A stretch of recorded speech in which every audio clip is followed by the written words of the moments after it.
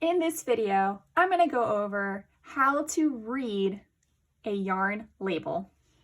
The yarn label will provide information such as fiber content, weight of yarn, yardage, hook size, and care instructions. Here I have my bundle of yarn, also called a skein. Now I want to know what the fiber content of this yarn is. So what I'm going to do is look at the label, and I see here that the fiber content is made from 100% acrylic yarn. Being aware of the fiber content of the yarn can help you to determine if this yarn choice is perfect for the project that you are working on.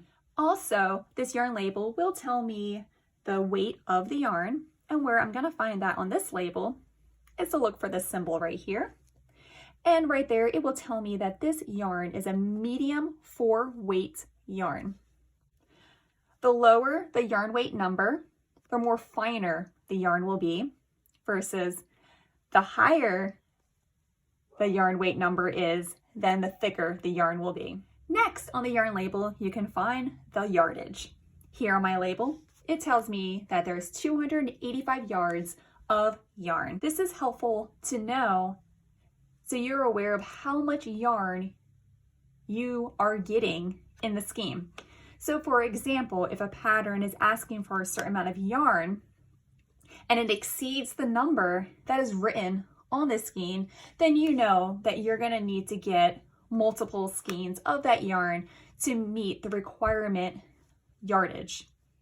If you're needing multiple skeins of yarn, it is important to look for the die lot number or the lot number on the yarn label.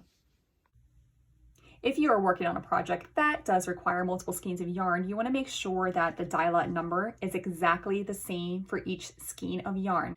The reason for this is because if you're getting skeins of yarn from different die lot numbers, sometimes the color can just be off just a bit. When you have completed your project, you will notice the difference in the color. Therefore, make sure the die lot numbers are all the same so the color in your project stays consistent throughout.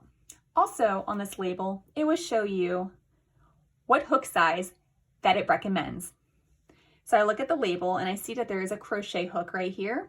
And then here it tells me that they recommend a 5mm crochet hook. You can choose any size of hook, and just remember that the hook size recommended on the yarn label is just a recommendation. Also, the yarn label provides the care instructions. Here on this label, they provide the symbols of the care instructions, and also it is written out right here.